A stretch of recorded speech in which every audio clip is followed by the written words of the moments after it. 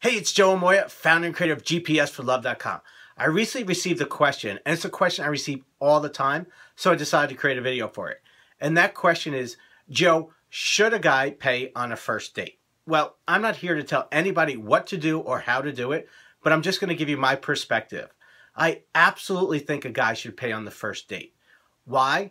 Because a guy's job is to protect a woman and to keep her safe. And one of the ways he does that is by showing he can be a good provider for her.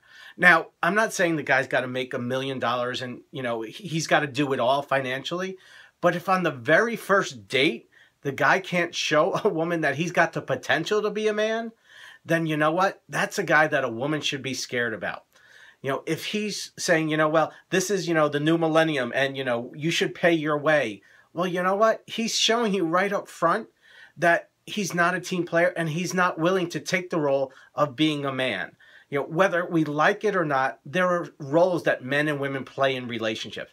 No matter how much we argue with it, women bear children. That's just the way it is. It's the way it's always been and the way it's going to continue to be. So we can, get pissed off and argue with the guys that it shouldn't be that way, but that's the way it's going to be.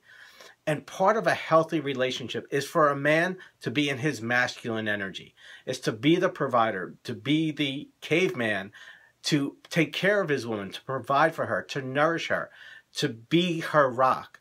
And the number one thing that a woman needs from a man is she needs to feel safe. She needs to know that she can trust him. Now, if a guy can't do that on the very first date, well, guess what? He's not going to do that in week 2, week 3, year 3, or year 10. Okay? He's got to show you from the beginning. And if his stuff is going to come up and he's going to project it onto you in the first date, that's something you can be wary of. Now, that being said, I know there are a lot of members of our GPS for Love community are very successful women, and they don't feel that a man should take care of them.